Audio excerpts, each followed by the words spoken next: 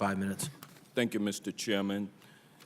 Back in September, the Virgin Islands and Puerto Rico were devastated by a 150-mile-per-hour Category 4 hurricane that inflicted damage that was described as being catastrophic.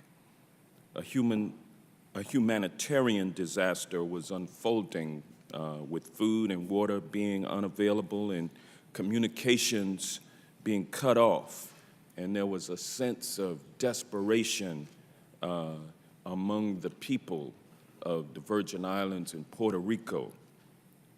And it was during that time period that the mayor of San Juan, Puerto Rico, Carmen Yulín Cruz, became a public voice of the frustration being felt by the people of Puerto Rico.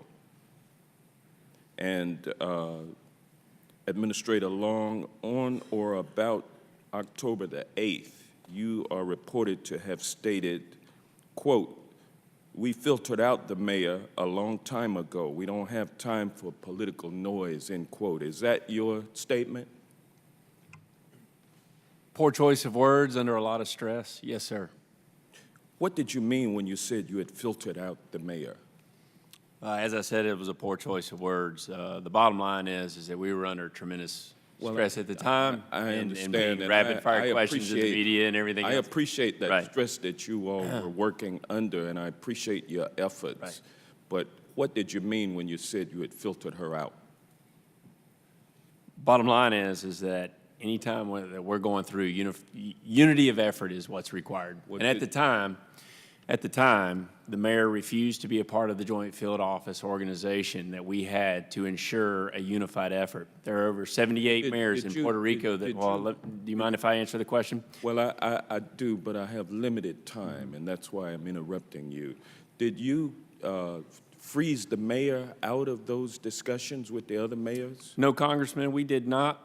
She had a You didn't mean choice to that be when you to said that you had participate. filtered her out. That's not true. As I said, it was a poor choice of words, and specifically, we've had staff embedded with her basically since Maria exited. I have one of my best federal coordinating officers there right now as we speak, along with intergovernmental staff that's been embedded with her and all the other mayors, if they choose. Those are only 2 mayors that have chosen not to have my staff in there. Yeah. And she was one of them? No, she was Mayor not. Cruz? We she's put been- forward, but all the she's other been mayors trying- have been so she's- regularly, so she- all the other Mayor mayors have been Cruz has regularly been participating. trying to cooperate with FEMA, but she's been critical of the response. And I would note that, 75% of the people in Puerto Rico to this day are still without power. Isn't that correct?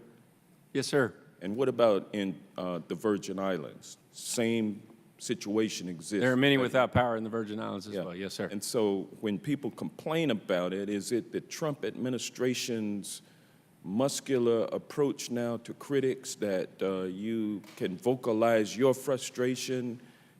Do you feel that that is appropriate for a person in your position to make those kinds of assertions about publicly elected officials who are only trying to serve the public that they are elected to represent?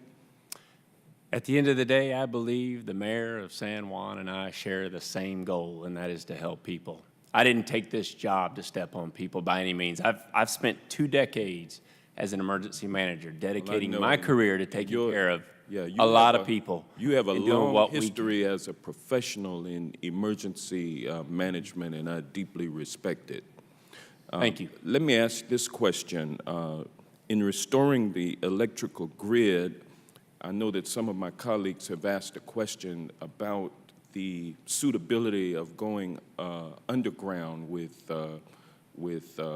power lines, and it's been stated that it's cost prohibitive and in certain cases the terrain does not lend itself to undergrounding.